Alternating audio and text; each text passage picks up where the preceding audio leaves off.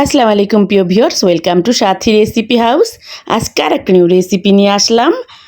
প্রথমে কিছু ব্রয়লার মুরগি নিলাম একটা বলে, তারপরে একটু পরিমাণ মতো আদা রসুন বাটা নিলাম, তারপরে ভিউয়ার্স পরিমাণ মতো লবণ নিলাম, তারপরে একটু গুঁড়ো মশলা নেব, হলুদ গুঁড়ো, মরিচ গুঁড়ো, ধনিয়া গুঁড়ো, জিরে গুঁড়ো আর গরম মশলা গুঁড়ো।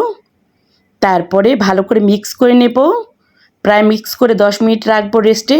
তারপর চুলায় একটা প্যান বসিয়ে সবগুলো গোশ দিয়ে দেবো, এভাবে দিয়ে ভিউয়ার্স ভালো করে ভেজে নেব, একদম লাল করে ভেজে নেব। ভিউয়ার্স রেসিপিটা ভালো লাগলে সাবস্ক্রাইব প্লিজ, বেশি ভালো লাগলে লাইক কমেন্ট শেয়ার করে পাশে থাকবেন। তারপরে ভিউয়ার্স এবারে উল্টে নেব, উল্টেও ও পাশটাও ভালো করে লাল করে নেব।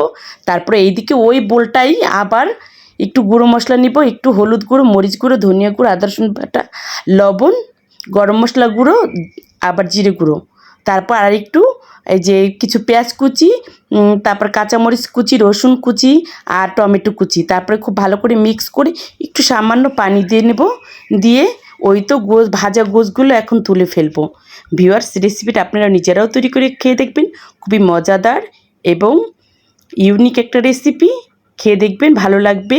তারপরে ভিউয়ার্স অনেক মজাদার একটা রেসিপি। তারপরে গোশগুলো তুলে ফেলে ওই ওই তেলে আবার একটু ওই পেঁয়াজগুলো দিয়ে দিলাম, ঢেলে দিয়ে তারপরে একটু ঢাকনা দিয়ে ঢেকে খুব ভালো করে আস্তে করে দমে রেখে কিছু সময় আস্তে করে ভেজে নেব, একদম খুব ভালো করে ভেজে, একদম ঝোল রাখবো না, একদম শুকিয়ে ফেলবো, ফেলে একটু নেড়ে চেড়ে এই তুলে ফেলবো কিছু সময় রেখে।